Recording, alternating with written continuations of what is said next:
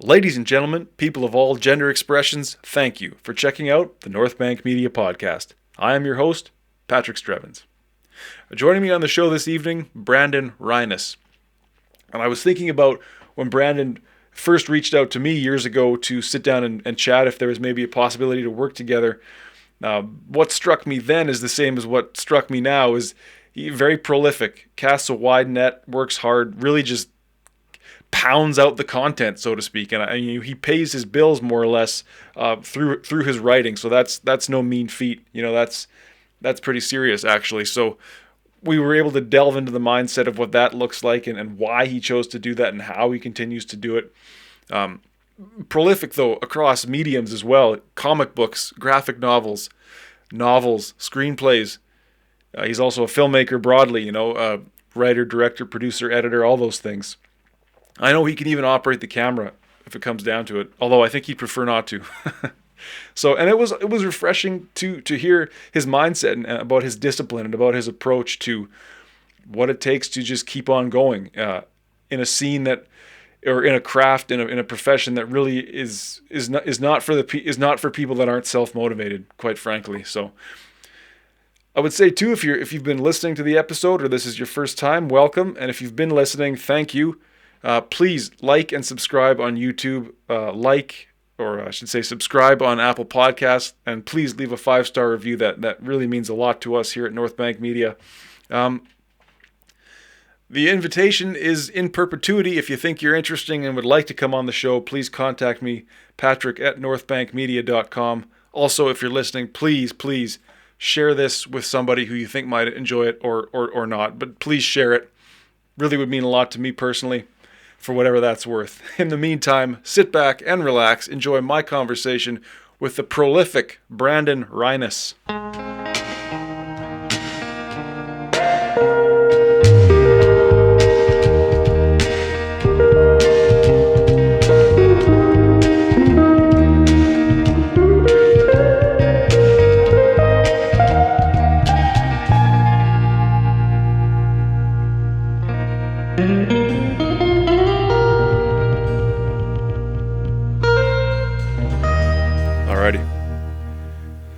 Cool.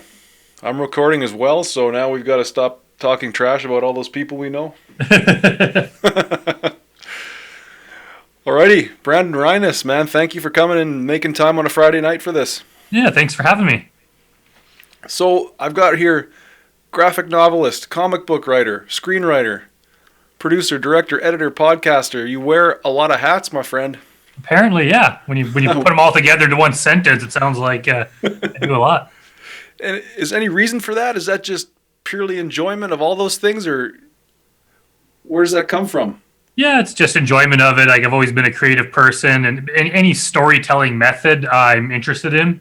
Mm-hmm. And there's some things I do, we just don't have the resources to do it as a movie, right. Where I could write a book or a comic book and, it's not going to cost millions of dollars. There's other things that just seem like it would work in a movie, like grotesque, like a slasher type film. This doesn't really work as well in a book. Mm-hmm.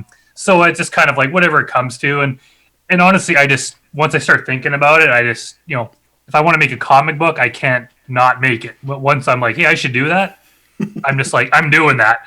I'll figure out a way, and I just start doing it. And so I've always been kind of interested in that. And I just like different storytelling mediums. I think I'd go crazy if I only did comics.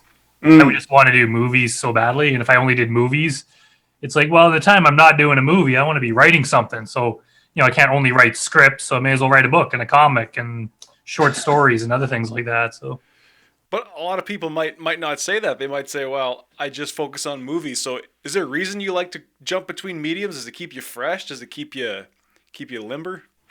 Yeah, that's honestly, I don't know. And honestly, probably it'd be better to focus on one thing, I think would be the advice I would give. But I mean, for people like me, I just can't do it. And honestly, there's things I like about each of them, like writing novels. I mean, honestly, I hadn't written like prose type stuff since like high school, junior high, like whenever it is when you're forced to do it. Oh, really? But I only just started recently, the past year, started doing that again, and I love it. And it's kind of good because I don't need to involve anyone else. It's just me sitting at my laptop and I can create the story. Yes. Once you start doing comics, when you know nothing wrong, it's kind of nice working with other people, but all of a sudden there's just, you're dealing with a team. When you start doing a movie, you're dealing with an even bigger team, which I like some aspects of that, but sometimes it's nice to just like mind my own business. I'm going to sit here, write a book. No one else gets to interfere with it until, maybe if I hire an editor or something, but at this point, it's kind of like, this is just me doing my thing. Right on. And that's the thing about filmmaking. Hey, it's so collaborative. It's after a certain point, it's not yours anymore. It's all of ours and more. Yeah. And some people like that. Some people absolutely hate it.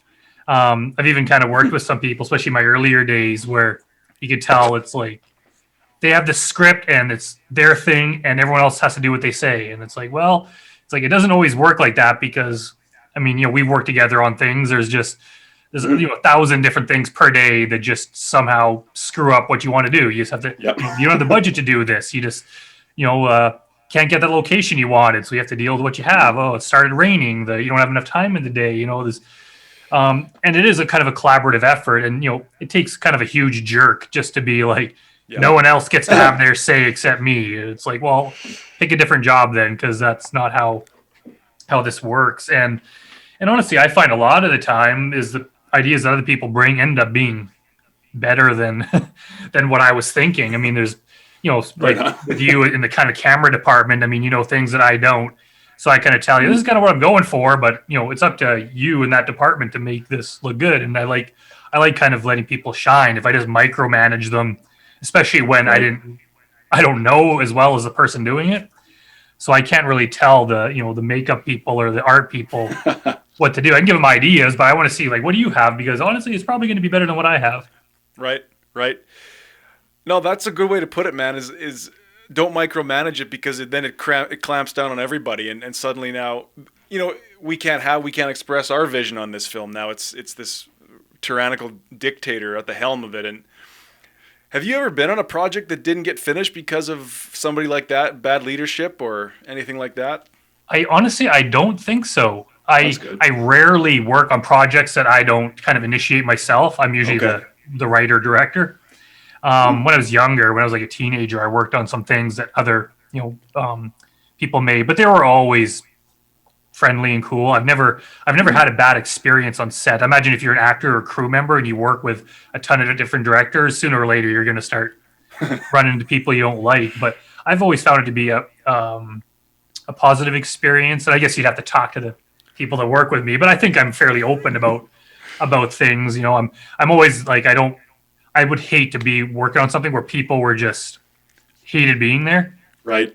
You'd hate to. And it's, as a director, you kind of have that bit of power where you have the final say. So even if someone brings up an idea, it's like, okay, or multiple ideas, I'll make the final choice. But I'm usually pretty good about it because it's kind of like anything. It just makes it better. Even, if you're in a band or something. Sure. It's always better when everyone brings the ideas to it, and it's kind of, it's going to improve. So I kind of hear what everyone has to say. And obviously, no one can get their way all the time, especially when you have 12 different people with different ideas.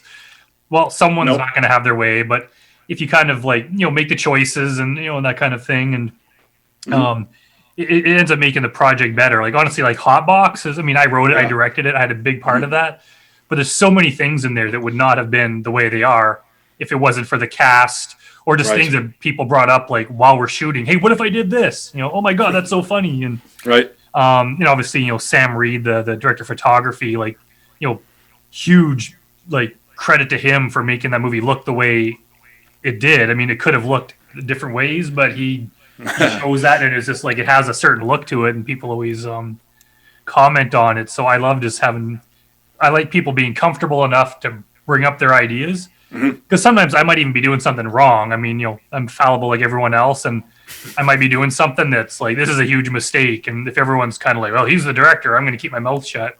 Then it's oh man, we screwed this up. So I want them to be well, why don't we do this instead? And it's kind of hey, that's a good idea. Right on. That's good leadership, right? Is if it fails, it is on the leader, but if it succeeds, then it's on the team, right? And that's just part of it. I do get a lot of credit, especially if I'm writing and directing. It's kind of I get a lot of credit for it, so I don't need to take any more than and that. And yeah, if the movie sucks, it's like, it's basically my fault, even if it's someone else that kind of screwed it up. But yeah, like people need to give credit, especially here in Edmonton. I mean, we're not making millions doing this.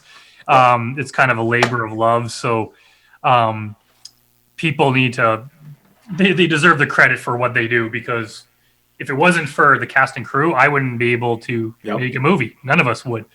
Or if I did, they would, be very bad. So, I just love the collaborative aspect of it. And, right on. It happens all the time. I'm sure it's happened with you, where someone thinks of some idea and I'm just like, damn it. Like, I totally wish I had thought of that. Like, it's like, I should have thought of that. It's so brilliant. And, I've put together a good team over the last few years of doing this, people to work with, and I'm very happy with them. Beautiful. So is that kind of your approach then? You've built a roster of people you trust, and you're always going to go back to them when you go to produce? Yeah, I wouldn't say always, but there is a lot of pressure on me when I'm doing this. Right. Especially when I'm either spending my own money or I'm spending someone else's money. I'm usually end up being kind of writer, director, and I'm also usually the producer. Right. So I got a lot riding on me, and you can try other people. I always want to work with new people, but I get comfortable with people that I already work with, especially actors, right? If you have an actor that you're not getting along with and they're being like, it's like, it ruins the whole project. Right. People are always like, how come you work with the same actors? And it's like, well, same reason a lot of like bigger directors do. It's, I trust them. I know they're going to show up and do a good job, and I can get along. I'm just comfortable working with them. Right. As soon as there's someone new, it's just, there's always that little bit of a question mark. And I don't think I've ever really had any bad experiences, and I also I know how people work. So when I'm writing, I imagine this person in the role. It's like, I know how they're going to, and so it's kind of like this role was written for them. And as far as crew, it's just like, I've had some people before that are just not reliable. So if someone that is reliable, it's like, I want to stick with them. And it's like, well, I could try someone else, but it's like, I like working with certain people. I'm going to probably work with them a lot more. And sometimes they're not available, so I have to find someone else, or whatever reason. But I just like, it's kind of like being in a band, right? Some bands go 20, 30 years, same guys. It's just we don't want to switch out. It's like, I like these people. And same with like a sports team, you get comfortable with this team. As soon as someone new comes in, it kind of changes things up again, either for better or for worse, and you just get comfortable. We have a solid team here, and I think even the projects you and I have worked on, we have a pretty damn solid team. Like, we can make things quickly, efficiently, and have fun doing it. Absolutely. I think the Edmonton film scene would surprise a lot of people if they didn't know the quality of talent that's in this town and surrounding area. A lot of talented people. Yeah, and there's kind of newer people joining in all the time. I mean, now that I've been doing this 5 years, I kind of see new people on Facebook that are just starting out, and it's just like, we're kind of growing in this, it's a fairly small community, and it's usually on almost seems like every project you recognize a few faces. Oh yeah, it's rare that there's some movie made with nobody that you already know. I mean, I don't know if it seems like that just never happens. I think it's impossible in such a small community, right? Yeah, it's just, there's going to be some sort of connection, but it's kind of cool that everyone knows what's going on, and someone that works with someone else, and they tell you about it, and it's like, oh, now I know that person through them. And so when you contact someone, you can say, I'm a friend of Patrick's, and it's just like, oh, okay, I know him. And so there's a lot of great people here. Like, I can't wait till kind of COVID's done and we can just start doing stuff again like it used to be. Yeah, no doubt. So, because you had something on the burner, you were renting equipment from me. You even shot a few days, right? But then it all went to hell. Okay. Yeah, we we were doing Hancocks, that TV pilot. Okay. I think we finished that like a few days before the first lockdown happened last March or whenever that was. Okay. Yeah. Because I kind of remember we were doing it, and this was funded by someone else too, right? This is I took someone's money to make it, and I was like, man, I don't want this to get screwed over. And I remember just, the writing was on the wall, things were in the news, and I'm like, please don't nothing happen until we finish this. And we wrapped it up, and then they shut everything down.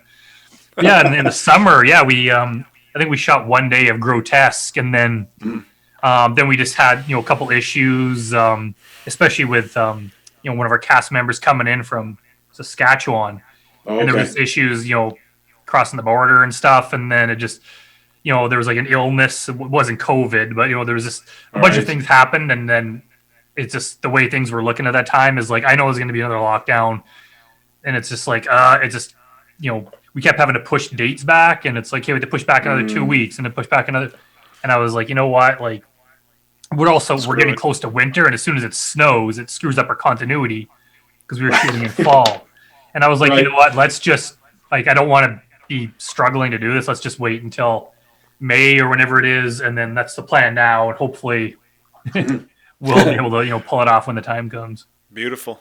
Good luck with that, man. And let me know if you.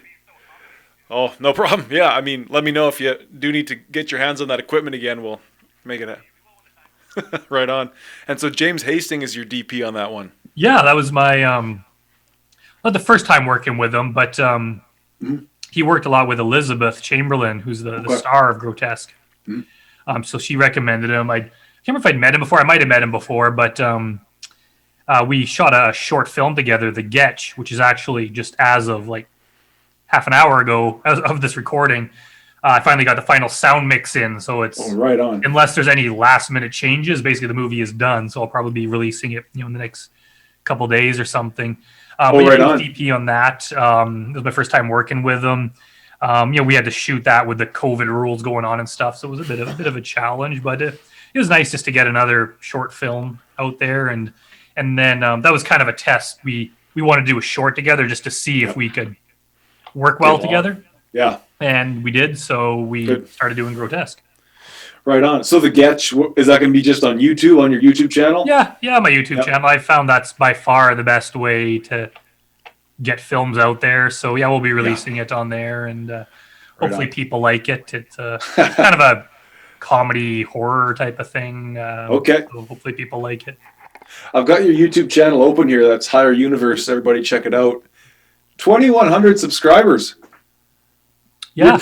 You've got a good base, man. It's really admirable, and you've got a lot of content on here, which is awesome. Yeah, it's I put a lot of work into it, and I wish it was more. I want to keep growing it, and I want to start making money at it too, because it'd be nice if these films could kind of fund themselves, and it's like, hey, we got money to put into the next one rather than me having to find it elsewhere. So I'm hoping that it just keeps growing, but it's like, I hope I never get to the point where I take kind of, a fan base for granted. Like I have a very overall, compared to Hollywood type people, I have a very small fan base, but I have people that watch all my stuff. I have people that like it.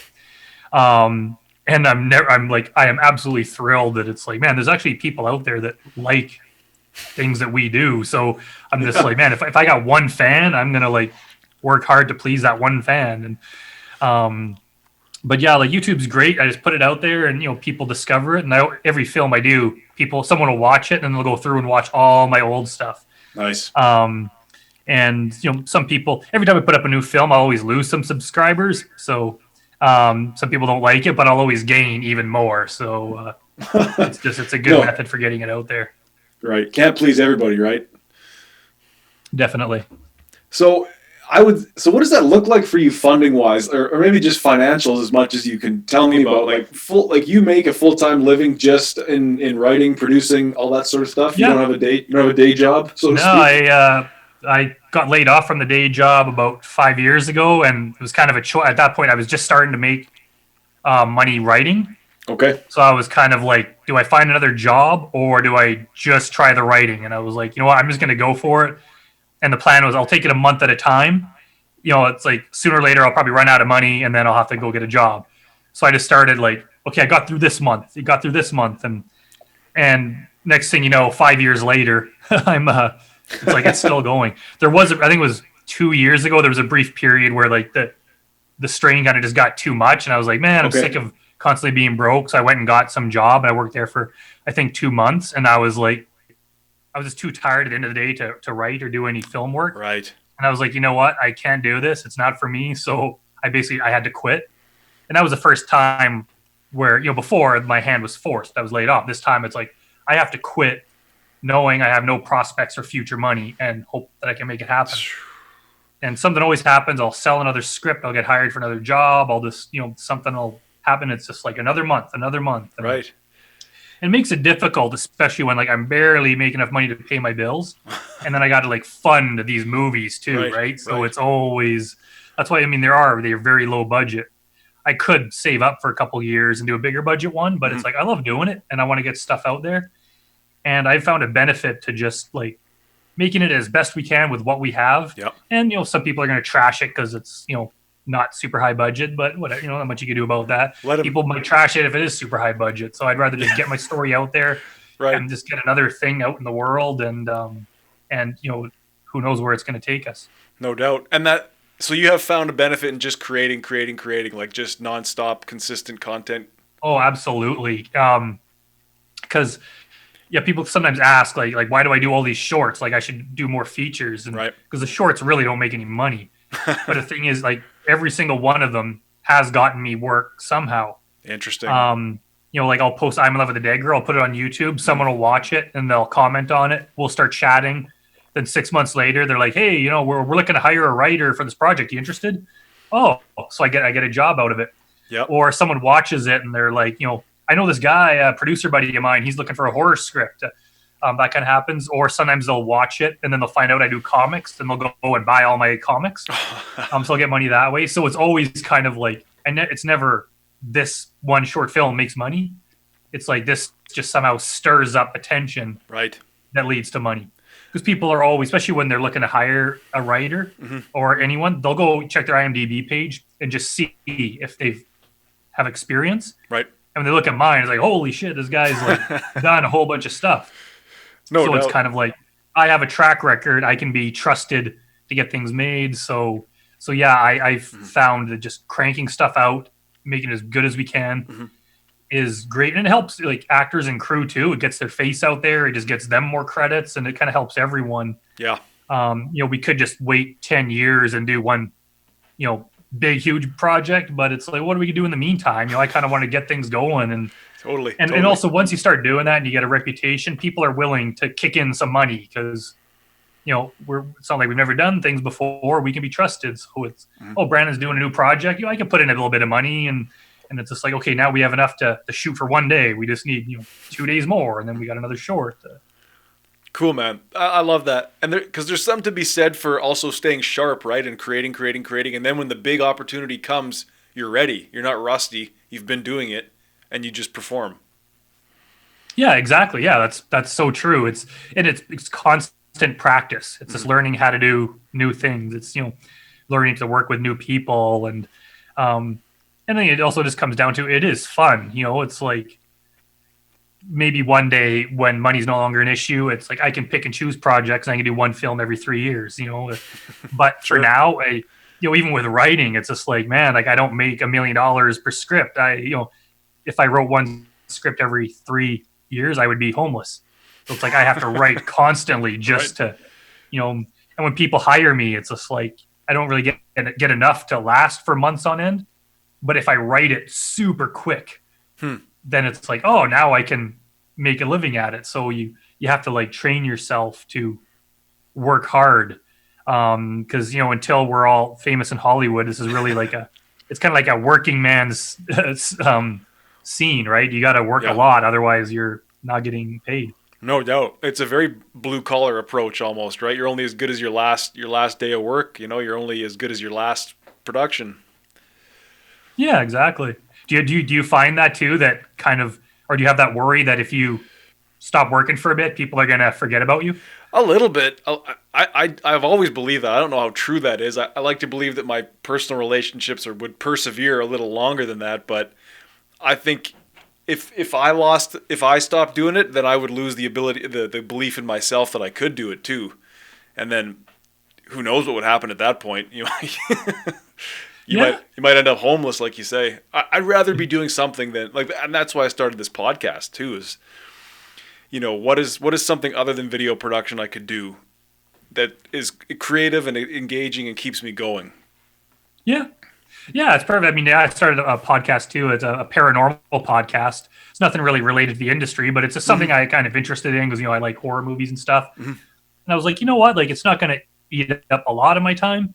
But it's fun to do it, and it's just another way to get my name out there, and who knows who I'm going to meet through it. It's just another thing to be to be doing, right? And maybe it'll make me money, maybe it won't, but it's kind of not really the point. It's just like you're out there doing stuff, and yeah, like I don't want to, and that's part of it. Maybe it's bigger for actors where they kind of need to have their face out there to be remembered. But even with crew, like I think if someone kind of took a couple years off and they just weren't available to work, I would, find someone else and then kind of be like, oh, I forgot about that. It's just like, oh, I thought you quit. And it's like, no, so it's kind of like you want to stay fresh too. And, absolutely.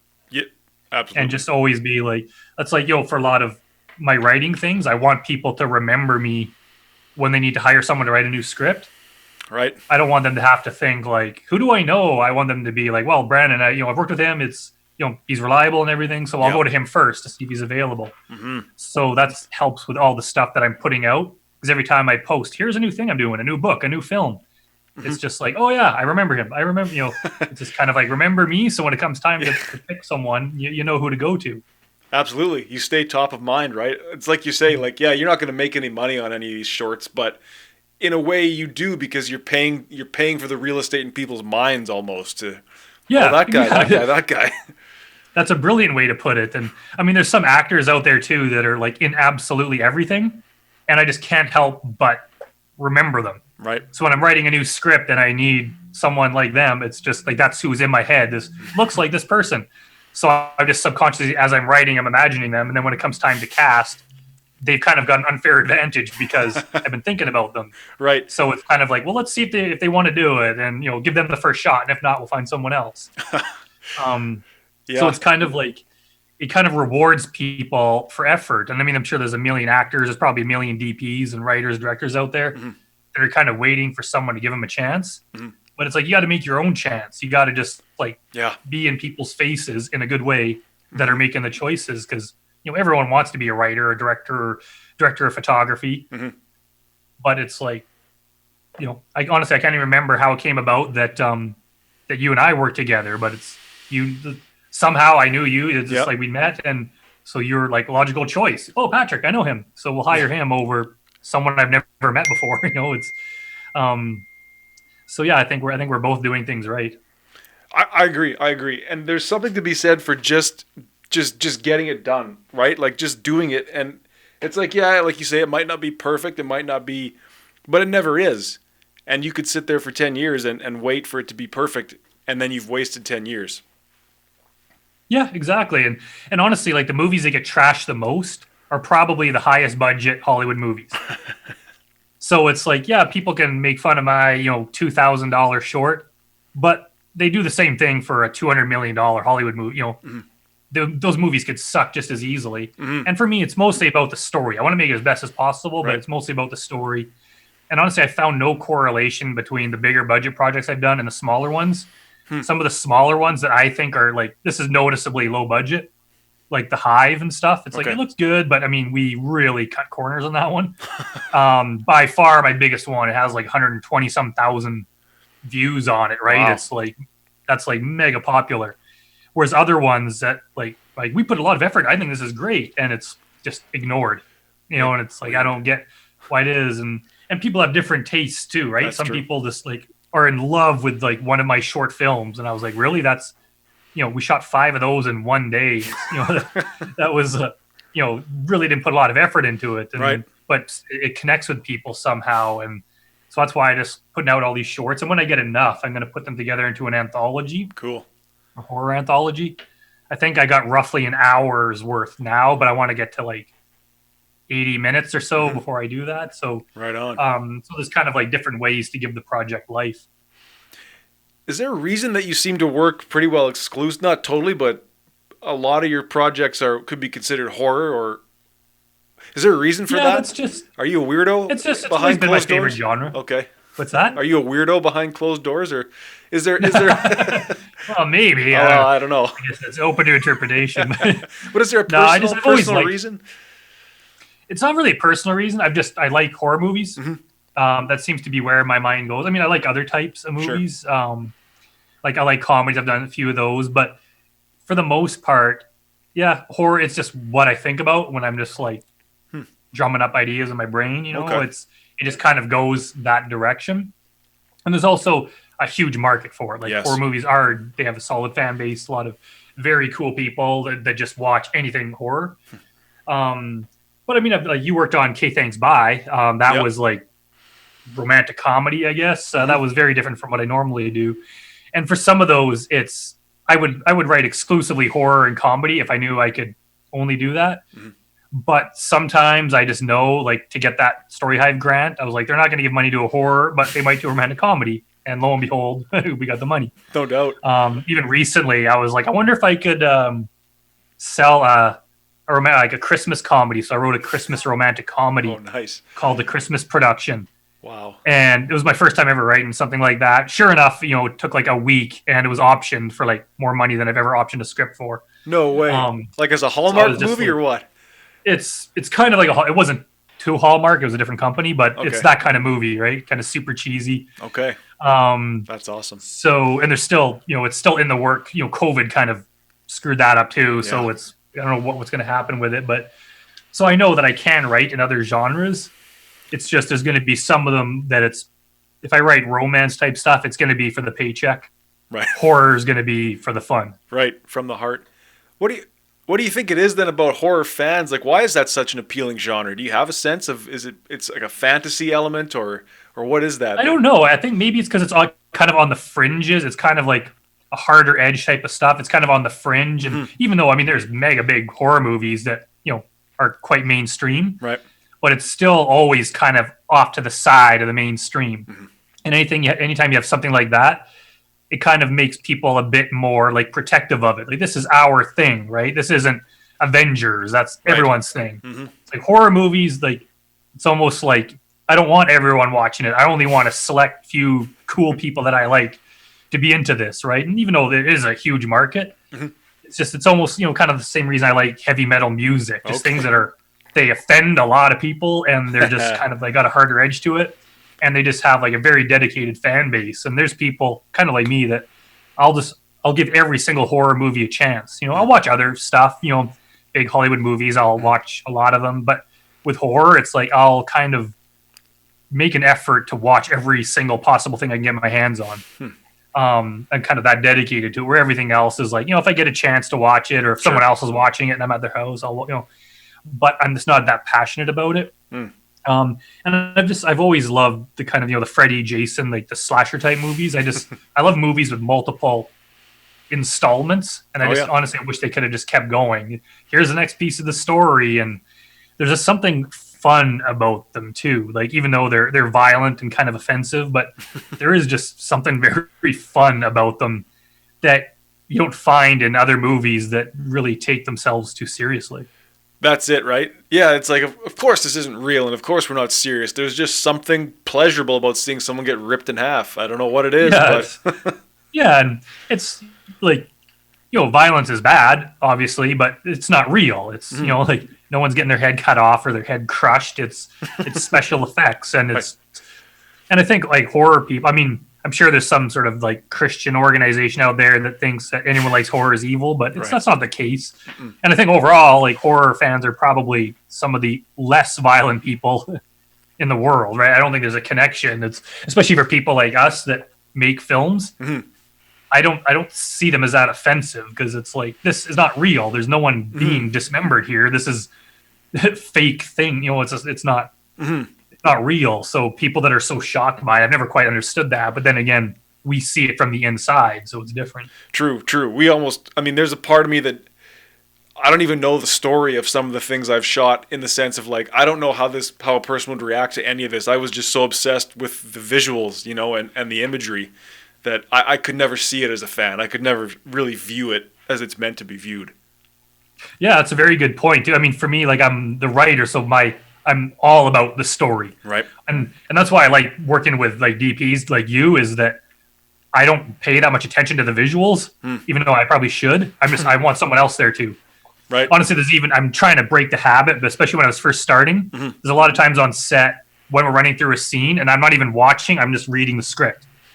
Because it's like, I'm just kind of like, this is my script, and I'm so like, like, I'm not, I wouldn't say in love with the script, but it's so important to me that I'm just reading it as we're going, and then I'm like, oh yeah, I'm supposed to be watching what we're filming, right? And then so I'll kind of drift off, and I'm like, oh yeah, look at the screen or look at the action. So for me, it's always like, does this story make sense? Like the way they're saying things, does that work? And whereas the visuals, it's kind of like, that's not really my main focus. So luckily someone else is, because I want it to look good. But yeah, like once you're working inside, like you're not seeing the full picture. You're just making it in tiny little pieces that are eventually all put together. And as you're watching it, it's just like, oh, hey, I remember that day. It was really hot out, and we had this problem and that problem, and we started late, and it was a long day, and I was so tired. And where someone else doesn't know or care about that, they just watch the story, and all of a sudden they're like, oh my god, I'm so offended at that murder scene, and you're like, what? Like, it's like that was our buddy Steve that we poured blood onto. Like, it's just like, it's not real. How could you be offended by it? Like, I almost don't even take it seriously. It's kind of like, this is just a story we made up, Right. And that's just it. It's a story. Like there's a story or a narrative purpose to this guy getting killed, most likely. So why don't you see it as part of that instead of like me trying to offend your sensibilities or whatever? Yeah. I haven't gotten a lot of that. Okay. Maybe it's just because I'm not like mega huge yet. But I've had a few times where people kind of criticize things or question my motives, right? And it's like, interesting. And I'm like, that's not like I've never really made anything to kind of make a point. Like I don't particularly like movies that have like a strong political point to them. Okay, all right. That's just not what I do. I'm just more about the fun. Sometimes there's a meaning to it, maybe, but I like people to kind of make up their own meaning. But it's just kind of weird when sometimes people like kind of like accuse me of having some meaning that they made up.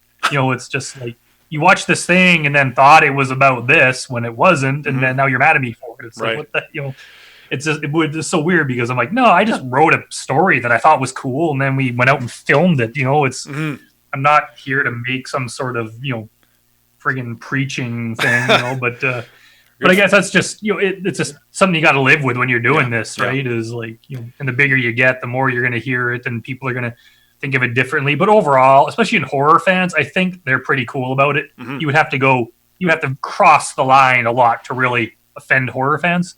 Yeah. If that's, because I think they kind of know what they're in for. Yeah, exactly. They know what they're getting into.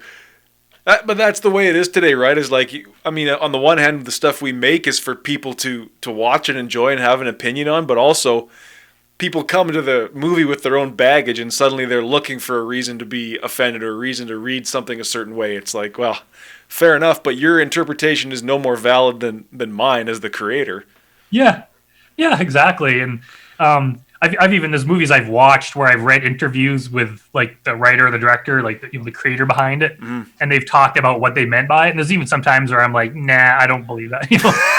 Just like, I'm going to believe what I think it to be. It's like, don't ruin it for me. And that's the thing. As soon as you create some piece of work, it's like, here it is. What do you think?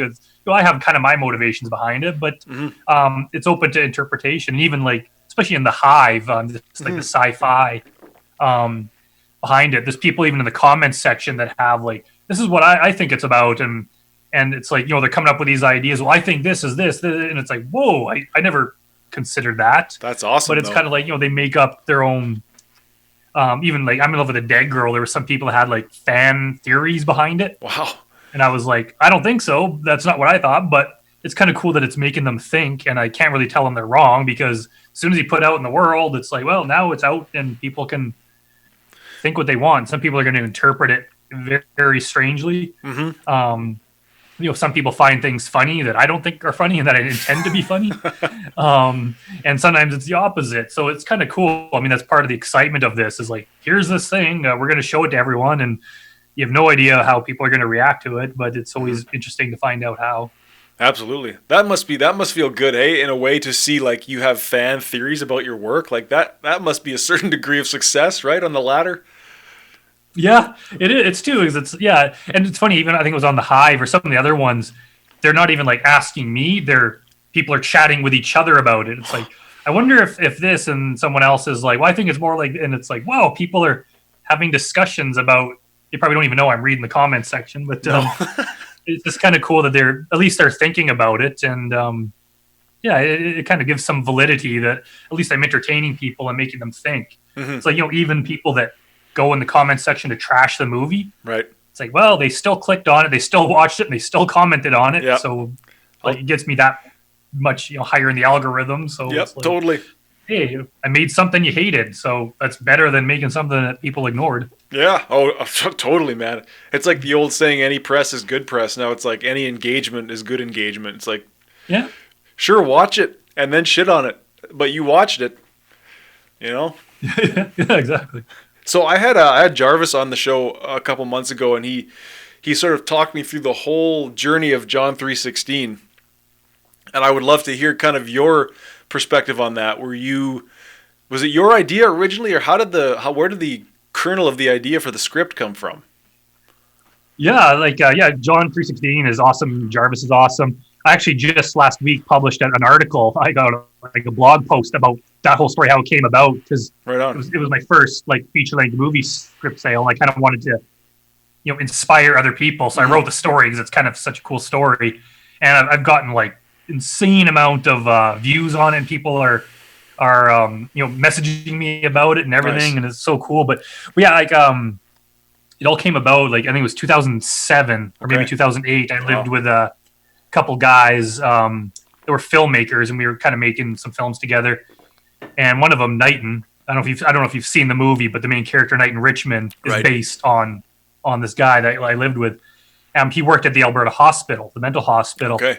And one day, I think we were just kind of sitting around drinking beer or whatever, and someone asked him, do you ever get people there, that think they're Napoleon and things like that? And he was like, we get a lot of Jesus and we get a lot of Darth Vader. And I thought that was funny. And so basically we ended up, we kind of all went our separate ways, and I moved out. Right. I think it was 7 years or something went by. I hadn't really talked to Knighton, I hadn't seen him. But I was starting to sell some short scripts, and I was kind of just starting with this stuff that we're doing now. Mm-hmm. And then I remembered that conversation, and then I was like, well, I can't use Darth Vader, obviously, but I was like, what if there was a guy at a mental hospital who thought he was Jesus, and then it kind of things happen, and it's maybe he was, and he kind of inspires everyone. So I started just jotting down ideas about it, and then I swear the next day I was walking around downtown, and I bump into Knighton. No. The guy, and I was like, no freaking way. I'm like, man, do you remember way back when you told me? He's like, yeah. And I was like, yeah, I started to do the script. So we went down to the ledge grounds, and we just kind of sat there, and he started telling me all these, stories of funny and crazy things that happened at the mental hospital. Some of them actually are in the final movie. So I made all these notes, and I went out and started writing it. And I got about maybe 3/4 of the way done the script, and it kind of fell apart. It went off the rails basically. And, to make a long story short, it sucked. It was some of my worst writing. I just nothing was working. The story just got too convoluted. And I was like, man, whatever. I'm going to put it away, and maybe one day I'll come back to it. Basically I gave up on it. Right. Started writing other things, and other things were going on. And I remember it was quite a while later, months or a year or something. I saw a post. I'd never met Jarvis before. Okay. But he had just moved back to Edmonton from LA, and there was a post on Facebook that said, I'm looking for scripts to produce. So I messaged him, introduced myself. I sent him a few of my horror scripts. Mm-hmm. We ended up meeting for coffee, and he was like, yeah, I like the horror, your script. It's good writing, but he's like, I don't really like horror. He's like, Okay. do you have anything that's drama, a feel good type of thing? And I was like, shit, the only thing I had was John 3:16, this unfinished script that I thought sucked. So I was like, should I even mention it? And I was like, maybe I should. So I told him about it, and he was like, I want to read it. That sounds good. And I was like, okay, I got to warn you, it's not finished. It's really terrible. It's not my best writing. And, last thing I want is for him to be like, this guy sucks. I'm never speaking to him again. Right. So, Yeah. so I was kind of like, I want you to understand this is not meant to be read. I shouldn't even be sending it to you. And he was just like, Right. yeah, send it to me. So I did. And I think it was Christmas morning of whatever year that was. I woke up and there was a message from him. He's like, oh my God, it's so good. The characters are great. You have something here. Wow. So he wanted to start working on it. So he's like, you got to finish it. So I'm like, okay. So I had to basically jump back in, pound the rest of the script out, took it to him. And then over the next few months or whatever, we met quite a few times. Okay. Because he wanted things changed. It needed a lot of improvement. So we went over and over and over, working on it, smoothing out the story. And then he went out, raised the money. I got a paycheck for it. They went out and made the movie, and now it's winning awards. So, in that article I wrote, I kind of said, what if I had kept my mouth shut when we first met? What if Right. I was like, that script I should not show it to anyone because it's really bad, that movie would not exist. Damn. So it's just kind of funny how it all came together like that. And sometimes it just takes that belief in yourself to show your work and get it out there, and who knows where it's going to lead. And Jarvis and I have worked on other things together, and he made a short that I wrote, and he's kind of off doing things now too. And John 316 probably gave him a big boost. So it's kind of like this helped out like a whole lot of people. No doubt. That's great advice, and worth repeating is like, you don't know what it is that you've got until you bounce it off people, right? You got it. Don't disparage yourself until you know for sure that it's shit. Yeah. And like I've had like some of my favorite scripts have just had like no interest whatsoever. And other ones that I'm like, I don't particularly like that Christmas romantic comedy. I was like, man, this is really cheesy.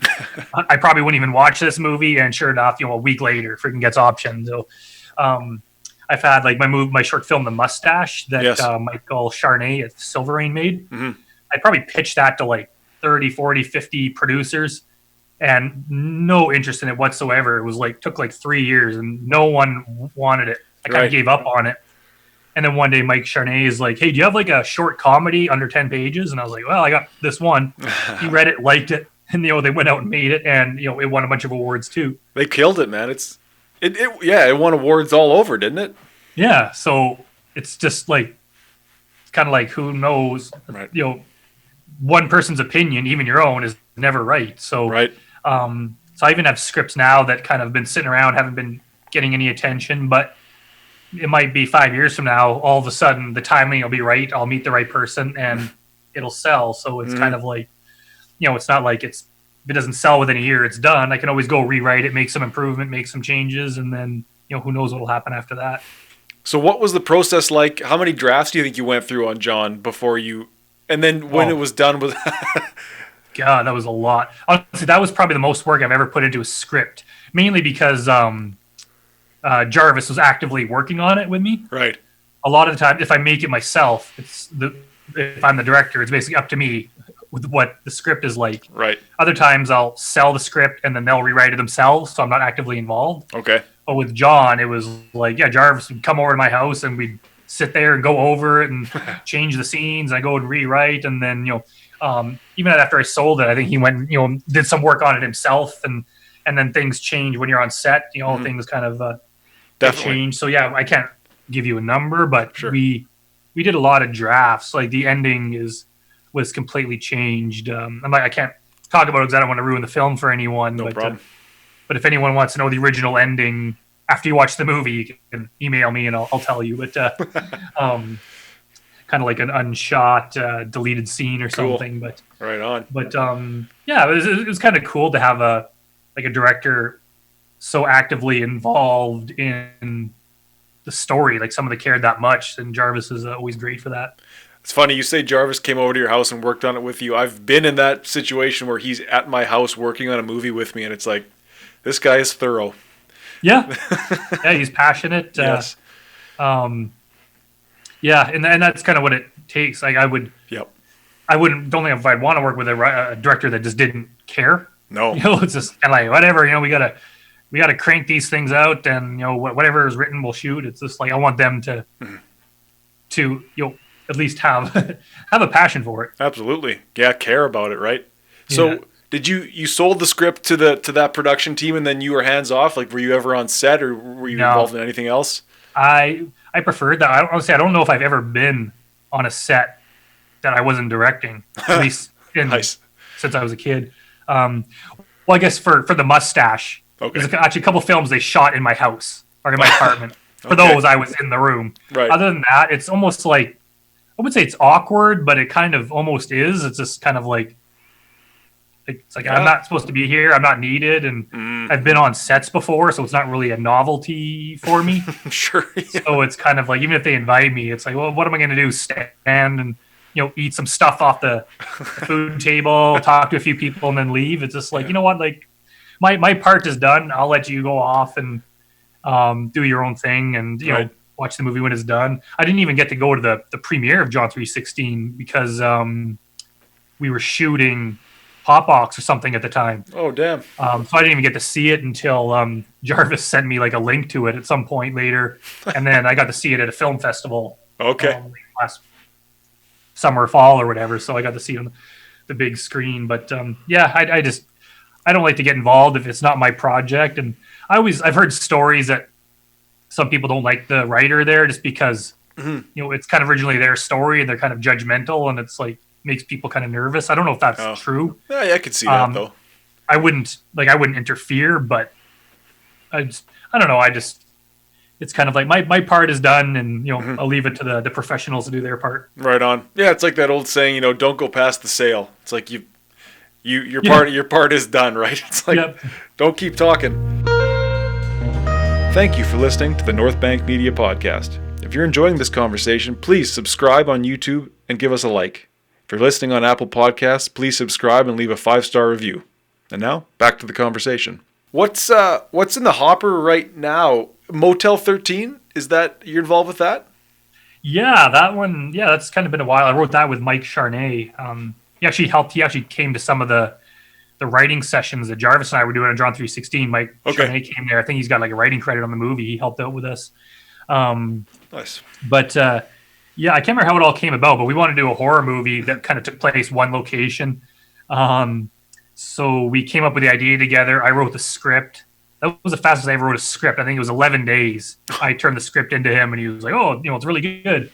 We've done some revisions on it since then, and we were trying to get it off the ground, and it just didn't happen. Things kind of fell apart, and then 2-3 years went by, and all of a sudden he wanted to get it going again, and he sent it to some fairly big name actors, and I reread the script just because I almost forgotten about it, right? And I'm like, wow, this is like. It's actually really good.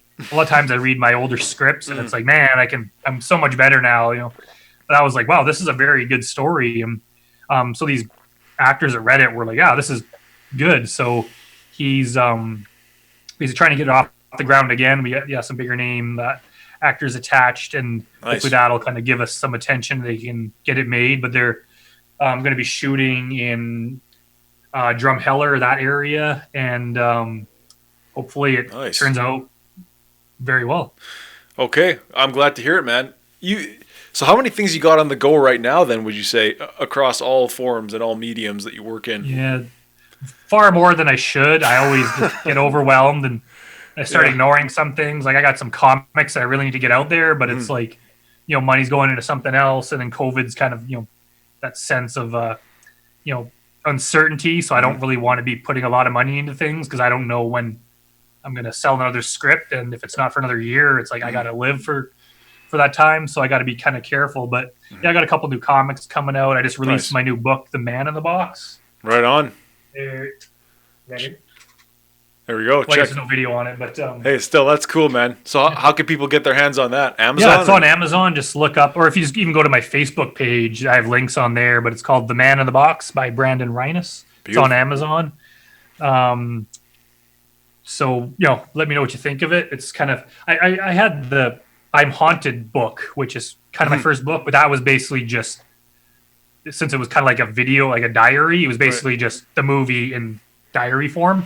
This is the first actual book that I wrote, so I'm quite pleased with it. Right on. You can find that on Amazon. The Getch is almost done. Grotesque will hopefully be starting up soon.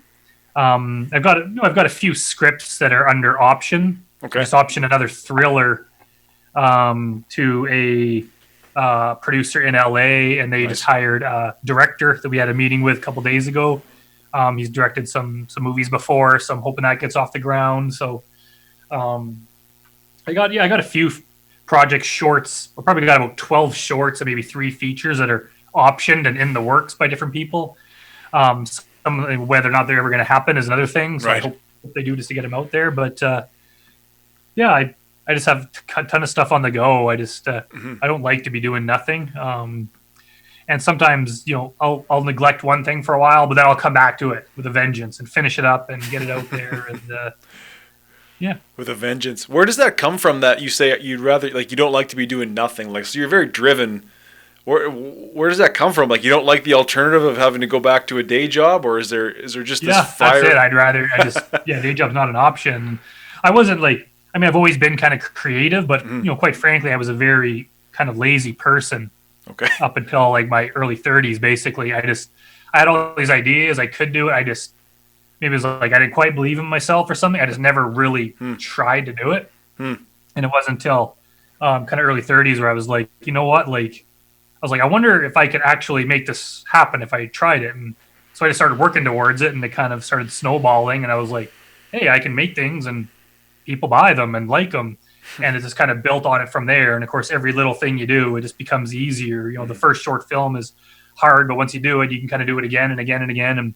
And so I've just been kind of slowly building it from that point. But yeah, it's like I don't want to ever have to go back to some other job, because honestly, like, I'm just not good at anything other than that. I could go work in a factory or something, and make half decent money and afford to live. Right. But it's like I don't want that. I'd honestly, I'd rather be broke and constantly scraping by doing the friggin' dream job than have to give it up to do something else. That's just not an option.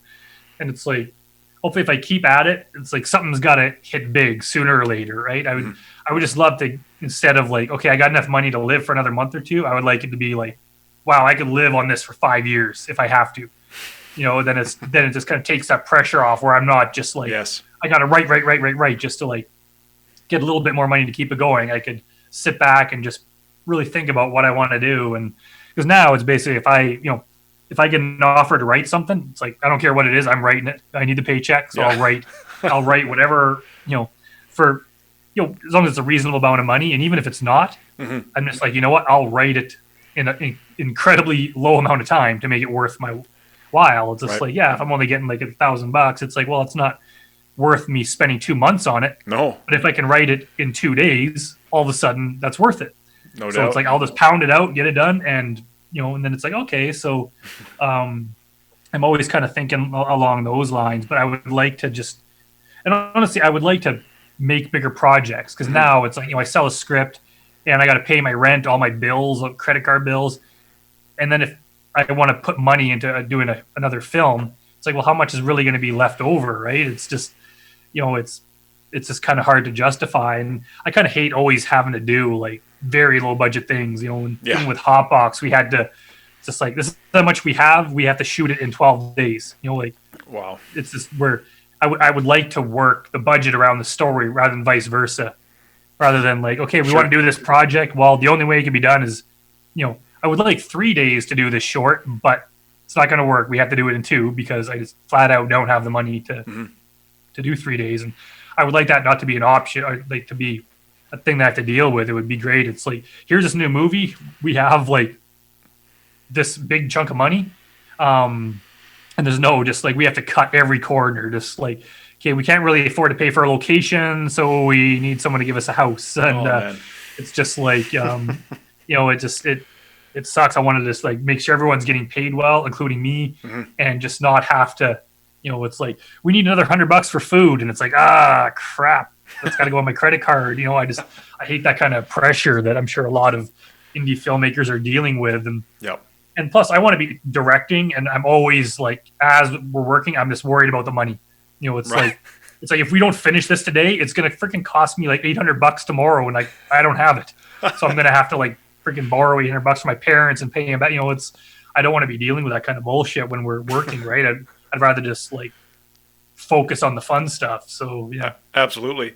So what does that look like to you as far as like external funding or people that have contributed to do you have people that kind of are willing to pay you, or do you do crowdfunding, or what are some ways that you've done that? Yeah, for the most part, especially if I'm funding it or even partially funding it, I just end up having to work for nothing. Like I make my money through the writing, like selling the script and getting hired to write scripts. I've directed a couple like movies where I was hired, but for the most part, I just like, there's just not enough money to go around, and it's the way it is. But yeah, usually like I used to fund it myself. I'm trying to get away from that. Right. But as I've kind of gotten more well known, I've had other people willing to put in money. Now they see I have a track record and they can do it themselves. And even some of like the kind of the crew and stuff, they see me like funding things myself, and it's like, I can kick in a little bit of money. And there's a few people we have that are very generous like that, and nice. They're willing. It's like, well, I can pay for the food. So it's like, okay, so it's not all coming out of Brandon's pocket. It's like, everyone's kind of chipping in, which helps out a lot. But it'd be nice to get to the point where that's not necessary, but we also got to get to the point where we're profitable, because I want to pay people back to put money in. It's hard because there's a million people like us making indie movies, and we're way up here in Canada, like especially when you're making something with no big name actors in it. It's just damn near impossible. I haven't figured out how to make the movie profitable yet. So hopefully that's the next step. But just the fact that people believe in our team enough to be willing to make a financial contribution means a lot. No doubt. I've heard it said that maybe it was Jarvis that like the Edmonton scene is like one big project away from blowing up, where we get that global, or at least let's say North American wide attention on what this scene actually could be.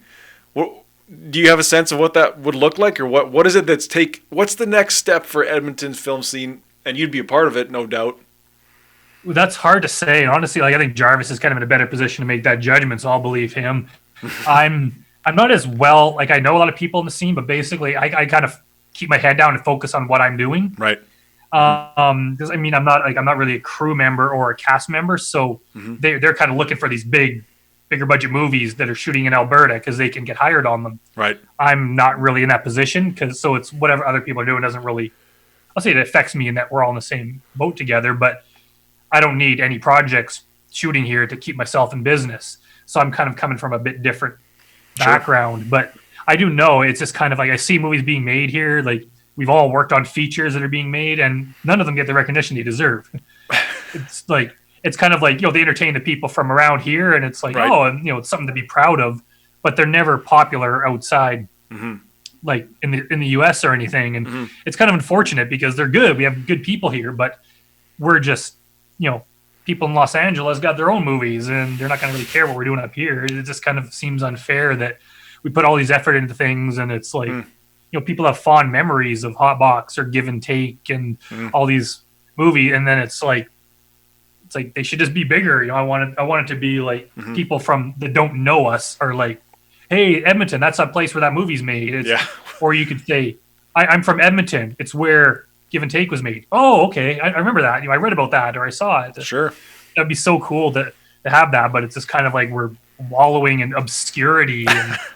And honestly, if you kind of got to love what you do. So even if that's the case, you got to keep doing it, because at least we're making stuff, and it takes some sort of bravery to jump in and make a movie not knowing what the outcome is going to be.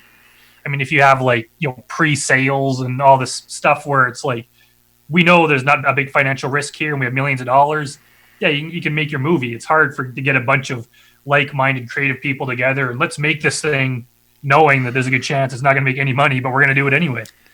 A lot of people would just give up. It's like, there's no point to it. I'm not even going to try. And so it just says something about the whole Edmonton film scene, that they're like, we're going to make this thing because we got together and decided we're going to make it, and follow it through and actually get it made. And there's people like us, like Jarvis. There's a bunch of us out there that can pull it off and do it. And so maybe Jarvis is right, and it's just like sooner or later, hopefully sooner, something will kind of get big. And I'm hoping it's going to be kind of like, early 90s grunge scene in Seattle, where it's kind of like a whole bunch of people get big, and it's like this city is known for this type of thing, and they all kind of become huge. And once one becomes big, it'll kind of help everyone else, because we're all kind of riding the same wave. And it's like, hey, this Edmonton movie was big. Well, here's some other people making an Edmonton movie. People are going to be more willing to put money into that and watch it, and hopefully that'll happen, and then we'll all be working full time. Damn right. Yeah, that would be excellent, wouldn't it? Because it's like you say, there's a lot of there's that work ethic, there's that passion where it's like, I've been on a lot of sets where it's like we made the damn thing and I don't even know what happened to it, or it got shown once, or it maybe got into a festival, or what do you think it is? Because we know the quality's there, the talent's there, but what is it to get that international? Is it just the right person has to see it, or? Honestly, I don't know. It's like, part of it is just like, there's so many people doing this. It's hard to rise above to get noticed, because there's so many people doing it. It's nothing against the quality. It's just there's like a million indie filmmakers like us making movies, and it's like, it's just hard to get noticed. And honestly, like having a mega famous actor, and it helps because people will watch it. There's only a handful of big name directors in the world where people will watch a Tarantino film.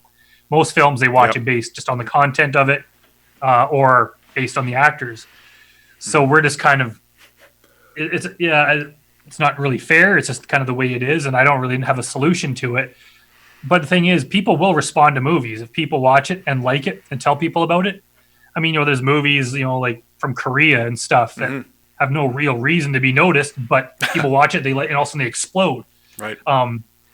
That could happen one day, and they don't even need to have famous actors in it. And there's a good chance sooner or later that'll happen to someone in Edmonton. We just have to kind of keep at it. And it's kind of discouraging sometimes when it's like you put all this effort into a movie and it kind of just, people love it. But it just really goes nowhere. And it's just kind of like, well, what do? You push as hard as you want, and it still doesn't get the attention it deserves. But if we keep at it and just kind of stay in practice, sooner or later, it's going to happen, and it's going to benefit all of us. But in terms of what we could do, like I think I'm in the same boat as everyone else. Is just like, I don't know. We just have to wait till the time is right, and when it happens, it'll be like, oh my God, this is kind of what we've always been talking about. But until that point, I guess we got to just keep working at it, and it's kind of like you have to make your own luck, right? Like if we just sat back and I'm not writing another movie until I have $10 million to make it. It's like, well, you'll be waiting a long time. So I think we're just kind of proving that we have the ability where it's like, we're just going to go out and make something with what we have. Yep. And sooner or later that's going to pay off. You might eventually, someone's going to watch one of these films we made, someone with a lot of power, and be like, I like that. I want, I'm going to give you guys money to make it, basically. Like that. Sooner or later that's going to happen. And, I hope that we're all here to enjoy it. Yeah, me too. I've heard that myth, not a myth, but that approach where it's like, well, if we do well on this and we do well on these, eventually someone will come and give us money to do the next one. I don't know who that person is that everyone says is coming down from the sky to give us money to do our next film. Yeah, then again, I haven't been in this long enough to have it to happen that big, but it's starting to happen, right? Like, when I first started, it's like no one would give me anything. I do crowdfunding, and kind of people and extended family and stuff would kick in a bit of money. Whereas now, like I've had people like meet me and they're like, okay, like if you do this movie, I have this idea for a movie. Like I'm willing to put in this fairly significant chunk of money if you could raise the rest. So now it's like, okay, like but I'm still in the position of having to raise money, but it's kind of like people are willing to do that. So it's starting to happen a little bit. Right on. Like Hancocks, that TV pilot was funded by someone I met on Twitter from the UK. No way. We started chatting. We wrote kind of a script together, and he realized that we could shoot it here in Edmonton a hell of a lot cheaper than they could there in London. So he's like, I'll give you the money for it. And I was like, oh, sweet. So everyone got paid, and we shot the pilot. How do you mind me asking how much money? It was only like $6,000, but okay. Still, it was a 2-day shoot, so okay, it's not bad. Not bad. It was still, everyone got paid. It was still well done, and hopefully I'll get it finished editing one of these days. But, but still, it's like even those seemingly small amounts of money are not inconsequential, right? Even coming up with that is friggin' hard. So, but I have some people willing to put in even more if I could just get other money. So I just kind of need to find someone else willing to put some in. And then it's like, okay, we have, a bunch of people chipping in money, and, maybe we'll get a grant one day. Maybe we won't. I've tried before and never gotten them. But if we keep at it, it's, and who knows, maybe one of these films that I have optioned in LA, if they turn out to be successful, I now have that to kind of back me up. It's like, hey, I wrote this film. I'm doing another movie if the same people want to invest. I'm kind of learning with everyone else. There's a lot of people, even Jarvis kind of knows a hell of a lot more than I do at this point, but I'm trying to figure out as I go, right? Because honestly, I don't even want to do the producing side. Oh, okay. It's just, I have to, I want to make this project, and no one else is going to take the reins for it. I have to do it myself. So it's kind of like, it's like, I'm getting this made. I'll have to come up with the money somehow. I even have to pay for it myself. Yep. So I kind of got used to that, but it would be nice if someone else could just deal with that, and I could just do the making of the film rather than have to deal with the the bookkeeping and dealing with all that stress. That would be the dream. Like I remember in my first feature, I'm pretty sure I cooked spaghetti one day to feed the crew, and I was shooting and directing. It's like what? But yeah, and that's love of the game, right? That's how it is with a lot of I mean, we're not like a union shoot where it's like this is your job. It's kind of like, yeah, I know you're the actor, but you're gonna have to help us carry stuff into the building too, because it's like we just don't have enough people around to do that. So, and I've never ran into a problem with that. Everyone here in Edmonton, in Calgary too, is so great at that. They know what we're working with. That I don't have anyone that's like, nah, I'm gonna sit in my trailer. I'm not gonna help. Everyone's like all hands on deck. On Hotbox, we had people bringing food. People would bring donuts and McDonald's just to help out, just to chip in a little bit. And like, I'm so grateful for everyone. Like, we had people donating furniture from their houses to decorate the set, and people are just willing to work hard. Like, I'm sure you found that too. Is like we're just operating with such limited resources that people just come out of the woodwork to help wherever they can. And Edmonton people are so awesome for that. And you can't even list everyone that kind of made everything I do possible, because I would not be where I am now if it wasn't for people willing to kind of go the extra mile and do stuff that they really didn't have to. I'm with you on that 100%. And people will surprise you. It's like they just give them something to rally around, inspire them and show them you're making a movie. Holy shit. Yeah, and honestly, movies are fun, right? Yeah. People are like, we're making a movie. You need to borrow my barbecue? Sure. It's okay. There's, people will kind of be willing to help out. And I remember even in the early days, like a few years ago, trying to find someone to let you shoot in their house was like damn near impossible. And also, as we're getting bigger, now it's kind of like, now I have a list of people who don't mind you shooting in their house. Nice. So all of a sudden now it's kind of not that big because we've just met those people. And now I know resources. I know where to get certain things. I know places where you could shoot scenes, and it's like, you need a warehouse, it's like, well, I know people that could do that. And if I don't, I know people that know where to do that. And it just became from getting stuff made. Now that I've done it a few times, and when you first starting out, it's like, oh, another wannabe filmmaker. I've met so many of those. I used to even like people would invite me to lunch or whatever, and they want to like pick my brain about stuff. God. And like most of them would never ever do it. I kind of got the feeling they were just hoping I would make their movie, but I would tell them, you should do that. This is exactly what I did. Right. And they never make a film. So it's like, man, you got to have so much initiative to do this, that if you're just going to not do anything unless someone does it for you, then, so it says something a lot about someone that's just like, I'm making this movie, and they get it made. And it's like that. And even more so a person that does it again. Yeah. No kidding. Like Jarvis, it's like, you do it once and realize how hard it is. Most people are going to quit. Some people are going to just have a taste for it and keep doing it. And there's a whole bunch of those people in Edmonton and in Alberta that can do that. And they're probably going to go places because you get that amount of practice. You get that amount of attention. You keep doing something. Sooner or later, it's got to pay off. And I hope it pays off for all of us. Yeah. Oh, 100%. So your film Hotbox, you directed that as well, right? Yep. And that's on Amazon Prime, man. That's not nothing. That's got to feel pretty cool.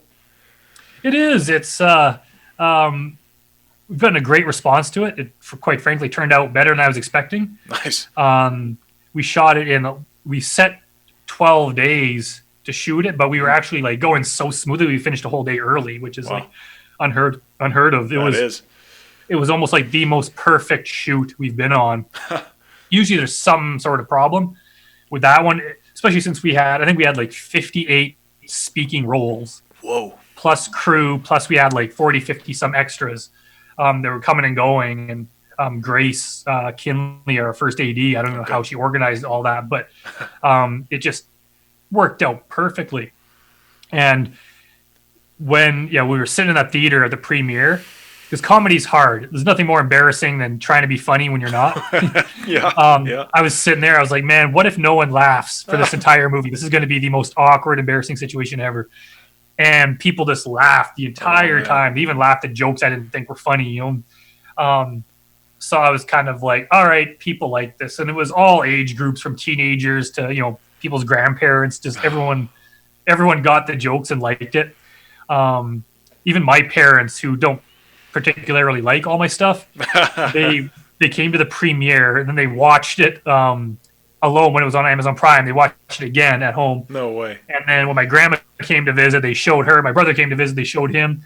So it's kind of like there are people out there, even to this day, like I haven't been promoting it much lately, but there's people still messaging me about it. And they're like, oh, I love this or I love that. And so it's, Tommy Chong even did that. Oh, yeah. Sent us a promo for it. That was really nice of him because that's unreal. You didn't have to do that. And no. So it's like, I just wish it was bigger than it is. And maybe it's going to take me doing a bigger project that gets noticed for people to notice the older ones. But the thing is, we made a movie that people like and everyone had a great time on it. And I hope it helped a lot of people out with their careers. No doubt.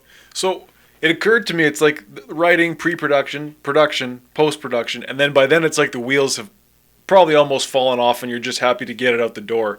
But it's like that marketing phase is like, you should treat that as a whole, whatever, fourth or fifth, where you got to gear up and put just as much energy into that. So did you market Hotbox, or because you did some creative things, I think, right? Yeah, probably not as much as I should have, but that's the thing too about me wearing so many hats is that by the time the movie's out, I'm already doing the next project. Right. So it's like, great, now I'm trying to do one project and the comics and everything else and promote the old film. So human nature is kind of like, I'm more excited about the new thing. Yep. So it's kind of like, it just kind of falls by the wayside. And I probably shouldn't do that. But, we did some marketing. We pushed it a bit. It's just, again, by the time we finished shooting, every last cent was freaking gone, right? Or by the time we finished editing. So it's like, well, if we want to put any money into advertising, that comes out of my pocket again. And it's like, where's that money going to come from? Especially when I'm putting my money into this new project we're doing. Right. So it's like, it's just kind of like, I don't know if I'm going to get a return on the investment if I put any money into Facebook ads and stuff. It might get some attention, but is it going to get me any more views? Is it going to get cash coming into the bank? So there's always that to worry about. And I haven't quite figured that whole thing out of how to actually make it profitable. But it's almost like we need to bring someone else in on the team that just deals with that. Yeah. It's like their job is to do that because I'm so busy with other things. And I like promoting it. Like I did a ton of podcasts and interviews for it. I mean, we were on Global News with Hotbox and I think CTV. Like we were on, we got some pretty big coverage. We got a lot of attention. You were in newspapers and everything, but it's still just, we need to do more. And we just don't have, like Hollywood movies, they spend equal or more of their entire budget on marketing. And it's so hard here to even get the money to shoot the damn thing that I can't justify spending that much money because it's like, well, that's more money that can go into the next project, right? Right. So it's always just, I'm sure every producer here is in the same boat where it's like, if I got the money, like, well, where does it go? And it's so hard. And then, it's like, we got to raise more money, but you raise money just to market this film. It's like, it's, there's like a piece of the puzzle that I haven't figured out yet. Right. I think that it's like one day, hopefully I will, but for now it's like, I can make the things, people like the things, I can promote them a little bit, but we just need to, it's almost like we all need to step up our game and figure out a way just to really make our projects well known. Yeah, 100%. And that's my challenge with Give and Take now is like, God, we shot the thing 3 years ago, but it's almost done actually, believe it or not. Awesome. And it's like, but now we got to think about how are we going to market this thing? Like, it's not enough just to throw it at festivals, and it's not enough just to, even have a screening at Garno or Princess or wherever. You got to throw it in people's faces, like unabashedly and without shame, I think. And then you have to make it, and you have to make it easy. Like, do the festivals, but then once the festival run is done, what is it? Just pick a digital platform and then just spam the shit out of people. I think. I mean, there's probably a little bit more finesse to it, but yeah, and that's like I think like you're right or partly right, but I think the thing is like there's so many people doing that people start to ignore it. It's just like even just among my Facebook friends, it's like, well, I have like 120 different people that have a movie coming out like in the next couple months, just because we're all filmmakers, right? So it's like. It's like there's not enough time in my day to watch all of them, and not that it isn't good. So it's like, well, why would I pick yours instead of yours or yours? So I think that's part of the problem with that. But I mean, part of it is I mean, there's no other way around it. You have to get it in front of people. Yep. It has to be done. I'm not sure. Like, I mean, there's like marketing stunts and things you could do, but there's a lot of people doing those and they don't necessarily work. It's just like, yeah, it's such a, but it comes down to just letting people know about it. That's a lot of movies that I watch. I'm sure anyone watches is I saw it somewhere. I saw a poster, I saw a trailer, I heard about it. And it's like, oh, maybe that first time I don't watch it, but if I hear it mentioned again and again, then I'm like, oh yeah, I remember that movie. I saw that. I'm going to watch it. Yep. So, but yeah, it's like, I just wish I was some sort of marketing genius that could just throw the trailer up there and it would have like 10 million views on YouTube. And it's just, we're not at that point yet. But yeah, that's just, yeah, I guess with give and take is going to be the same thing too. Is it's like, we have this movie, it's done, and we're all proud of it, but what next? Yeah, and who cares? And you'll promote the shit out of it on Facebook, and you'll get that initial push of people watching it and let people love it. But that'll dry up fairly quickly, and then it's like, what do we do now? We promote it even more, but it's like, but now fewer people are responding, and you push and you push and you push, and it's like, it's just not enough. You still get few people liking it, but it's we need to do things on like a way grander scale. It needs to be in the the millions and the tens of millions of people watching it rather than the hundreds. It's but even if you just made this movie, that is enough to be proud of, right? It's like no one can ever take that away. It's like, I made a movie, I finished it. You did something that millions of people want to do and say they're going to do that no one ever does. It's just like you actually followed through and made it happen. It's like, that is extremely rare. So no matter how good or bad the movie is or how many people watch it, it's just like, you did it. Congratulations. But for people like us that are kind of doing this like as a career, it's not enough to just, I made a movie, back to my job as a lawyer. It's like, no, we want to be able to continue this and do it constantly. So we got to figure out that missing puzzle piece that can get us. Like, honestly, can you think of a movie that's mega famous from Edmonton? Like, not that was shot here, but that was like made here. Like, besides Hotbox, no. Yeah, it's just like, was there one like in the generation before us? Was there something? Maybe. I can't think of any. Like, it's a great question. Yeah, it's kind of sad because there deserves to be. Definitely. But I would like that to be where we're known, where things are made here. It's not like we're a place where everyone moves away to Vancouver. We're a place where stuff is happening here. Not only big projects shooting here, which is nice, but also stuff that is like born here. There's Edmonton filmmakers that constantly make stuff, and we're actually fairly well known. Like, that would be like a dream come true, just to have like, hey, there's a stable of directors and like producers and people in Edmonton making cool stuff. And it might take one person getting big first for everyone to follow, or like who knows? But yeah, I think I like Jarvis's hope that one big project will make it happen, because that is a possibility. There's talented people here, and there's people that, there's a lot of people that want to be actors and they give up quickly. There's some that since I've started have been working hard at it, and I keep seeing them in projects. So you kind of quickly learn who the people are that are not only talented, but they're going to stick with it. And it's just kind of like, okay, these are the people that are probably going to be involved in the making of this massive project whenever it happens. And then we'll all enjoy the fruits of that. You think there's something to somehow uniting all the talent? Because there's lots of disparate, there's you, there's Guerrilla Motion Pictures, there's myself and Faisal, there's Jarvis, and then there's some guys that I met this summer out in Drayton Valley, Braden Langford and Michael Rye. But it's just dots all over the map, Do you think there's something to bringing them all under one roof somehow? Uniting? Yeah, that's a very good point. I'm not sure how that would work, because that's the thing. Like, since we're all filmmakers, we kind of, I don't want anyone being cut out. And that's the thing. Most movies have one director. So if we all came together, one person's directing it, and everyone else like might not get as much out of it. And I don't want to like stifle anyone's creativity, right? It's kind of like, I almost kind of like that all these little groups of people are making their own thing. Cool. There's something to be said about that, right? If it was kind of like, all right, we can only make one thing, and one person's going to get to direct, and the rest are going to be producers. It's like, oh, maybe that's not fair, because I want everyone making the thing that they're passionate about, and I don't want it to be only one big thing. Sometimes I like different, I want a different person's kind of artistic take on different things, right? I don't want to only watch the big Avengers movie. I want to watch a bunch of smaller type things by different directors. So it would be nice if everyone could combine their resources and make one big movie. But Right.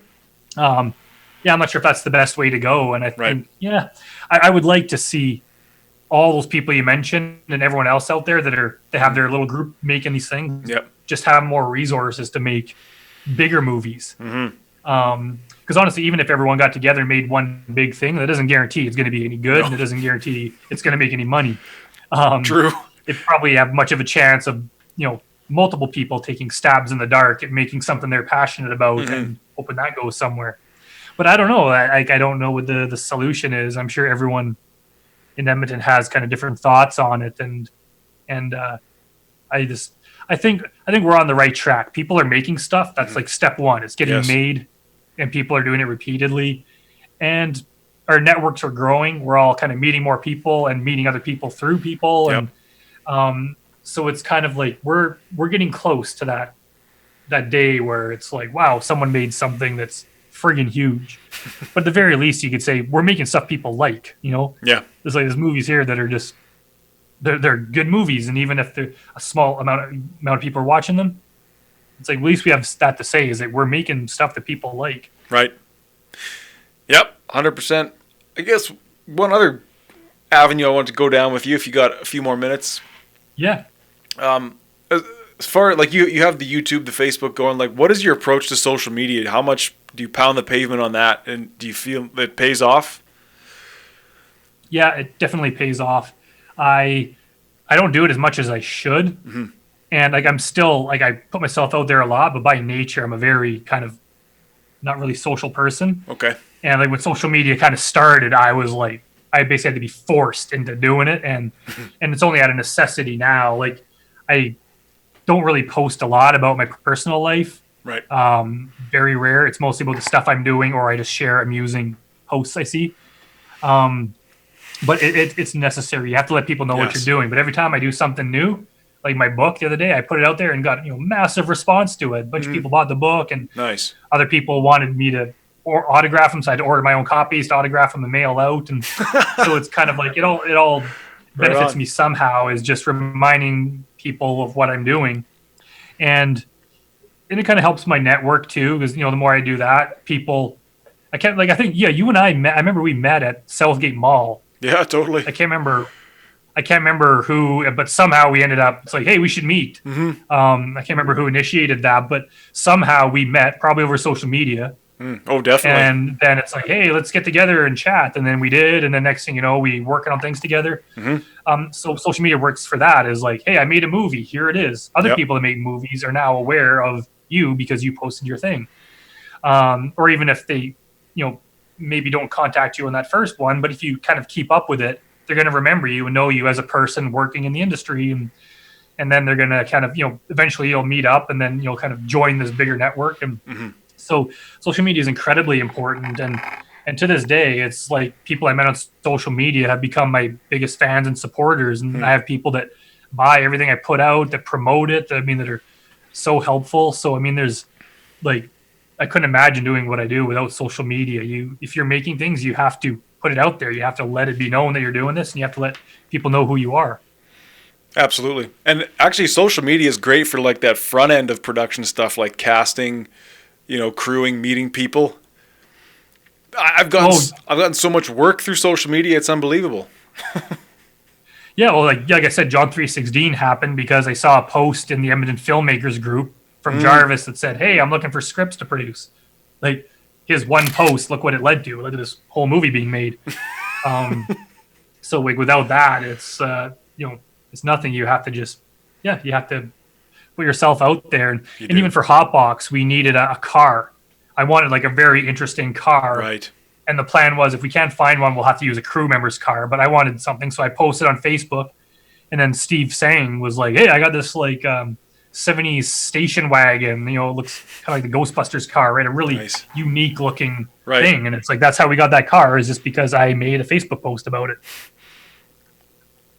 Unreal. I was going to ask you. I'm just curious personally. Like you talk about optioning your scripts. Do you have an agent or like a pipeline that you're tapped into? How do you go about doing that? I don't have an agent. I never have. If I got one, that would be okay. But sometimes it's like I don't think anyone else is going to promote me as much as I do. It'd be nice to have one to get hookups with way bigger companies and producers and get more money. But yeah, I don't have that. I basically I use services like Inktip and Screenwriting Staffing. You pay like a monthly fee, and they send you an email when there's a producer looking for a script. So I'll use those and pitch through there. I also I keep an eye out on social media, on Facebook. There's a lot of producers that just say, "Hey, we're looking to do a horror movie this summer. Does anyone have a horror script that we done on a low budget? Email us here." So I'll email them. The Christmas one I was telling you about that I optioned. Right. I saw one of my Twitter contacts posted that there's it was like within a few days of me finishing the script. They're like, "Yeah, this company that I know or I work for is looking for Christmas romantic comedies." I'd never talked to this woman before, but I messaged her and I was like, "Hey, I just finished one." And she was like, "Okay, send it to me at this email address." So I sent it to them, and then a couple days later, they're like, "Okay, they want to have a phone call with you." And I was like, "Oh, sweet." And they're like, "Yeah, we'll give you this amount of money and blah, blah, blah." And I was like, "Oh, sweet, that was quick." And that just came from me seeing a Twitter post. So I'll do that. I'll Google things like screenwriter wanted, looking for scripts, like those kind of things. And then I'll just scroll through and just look, because sometimes people post on like Reddit or message board or anywhere. And I'll just look for anyone doing that. And then I have this spreadsheet that I've been keeping since 2015 of like every script I've sent, like the date, the person's name, what script it is, their email, and what the result was. So I keep that, and then every once in a while I'll go through and kind of go back over the last couple of months, and anyone that hasn't gotten back to me, I'll follow up with them. By the way, have you had a chance to read that script? Or I'll go back to the people that have liked my writing, and I'll tell them, "Yeah, I just finished this new horror script. Would you be interested in reading it?" And sometimes they'll say, "Yeah, we're not looking for anything at the moment." Sometimes they are. So that's basically how I get it done. Same thing for short scripts, right? There's a ton of people, even student filmmakers and stuff on Facebook, that are just looking for short scripts to do. So I just keep my eye out for those, pitch it to them. And, for a while there, I think I sold like 30 short scripts for increasing amounts of money. I'm doing more features now, so I don't do as many shorts. But if you keep your eye out there for stuff, they're like, if you just keep at it, and like I pitch like constantly. I even spent a few years ago, I spent the entire summer, like every day I cold emailed 10 producers that I found on IMDb Pro. I would just go and I would look up like some horror movie, and then I would just look at the producer, get their email them, and then I would just like basically look for other producers, and I would just constantly pitch them. And I was ignored like 90% of the time, but there's a couple people that asked to read my script, and one of them, he was going to option one of my scripts, but he didn't. But he ended up introducing me to another company that optioned a script for me for, at the time, was the highest amount I'd ever made. So basically, it was worth doing that just for that one contact. And now that guy is still a contact of mine, and we're one of these days probably going to work together. So it's just like not badgering people, but I've been kind of like refining my pitch. Right. And I don't cold email that much anymore. Okay. Maybe I should, but I have enough leads that I get through just various services that I'm just constantly pitching to people. And I've worked with directors before, and I pitch it to them first. And if they aren't interested, I take it to other people. But it's almost comes down to a numbers game, is just like pitching it as much as you possibly can. Right. And what's the worst they can do is say no, right? Yeah. Most of the time, yeah. They just don't even email you back sometimes, or they'll say not interested. But, one in so many, they are interested, and if you keep at it, eventually, if you do it enough and you write enough, you can actually make a living at it. Well, that's a great example of using social media the right way, I would say. It gets a bad rap as whatever it is, misinformation, or it just, makes people mad, or whatever you want to say about it. But you seem to use it almost for what it was meant to be, to connect with people that you couldn't otherwise connect with. And you could be strategic about it. Like I remember was one of the films I made, or that someone else directed, and we were having like a production meeting, and they mentioned the name of some guy. I think he was like a DP down in California. And they knew him, so I knew they were mutual friends. So I contacted this guy, added him as a friend, chatted with him a bit, and then kind of through him, I kind of saw movies he was working on. So I friended those producers. Because I kind of want to be friends with people that are getting stuff made. And sure enough, now they start posting like, hey, we're looking for a new script for our next movie. So I was like, bingo, pitch them that script. So kind of just anyone that's like, I know other people do it too because they come to me all the time, but anyone that's making a movie is, don't be a jerk about it or be annoying, but just kind of friend them and don't immediately ask them to read your movie, because that's kind of annoying, but just kind of get, comment on their posts and, just kind of get involved in their circle. Right. And just kind of wait. Sooner or later, they're going to be looking for a script, or they're going to, through them, you'll meet someone else that is, and just kind of slowly build your network of people that know your name. Right. Right. Yeah. Give them a little bit of something, build some trust, build a relationship before you go just throwing scripts at them. Yeah. I get, even that article I wrote on John 3:16, few days ago, I knew it was going to happen too. As soon as I write, I get people contacting me on Facebook and LinkedIn and Twitter, and it's just like, hey man, can you read my script? And it's like, oh god, like I don't want to be mean, but it's like I spend all day writing scripts. When I get time to myself, like I don't have the wherewithal to energy to like read and give notes on it, and I've had it too a lot of the times. If you give them anything negative, and they get all pissy and angry, and a lot of times they, even if you like it, it's like they want me to make it, or they ask if like, can you give it to a producer? And it's just like, man, you got to make your own way in the world, like totally. No one really helped me starting out. Like I had nice enough to have Mike Barron, the comic book novel writer, read one of my early comics. Oh, cool. And gave me some advice, and that was really nice of him. But it's kind of like it'll come more through practice. But I know everyone's trying to get their name out there, but I think it's just something every producer deals with, is just having people constantly trying to send them scripts. So it's like be nice about it, be cool. Like if you're annoying or rude, you're gonna like shoot yourself in the foot. So but it's like, if you just meet people and you're interesting and cool and respectful, like you can make a lot of good contacts, and that'll who knows where it's gonna lead in the future. Yep, absolutely. I actually think I asked you to read the Give and Take script once, and you told me you wouldn't, but then you also told me where I could get somebody to read it, which, I mean, and then I thought about it, it's like, if I went out and shot all day, would I then want to come watch some amateurs footage that they just shot? It's like, Yeah, and the thing is, like, I know people are just trying, and like, I hate to be discouraging because I'm actively trying to like encourage people. It's just, there's so many people doing that, and it's kind of like, well, if I read one person's, well then why not everyone else's? And it's like, well, I get kind of badgered all day about it, like, so it's like, I would have to basically change my job to reading people's scripts, and and I'm not really I always sucked at writing book reports and that kind of thing. Like I'm not a good movie critic. I can read something and be like, yeah, I like that, or I don't like it, but it's like, I don't know if it's good. It's it's your thing. No kidding.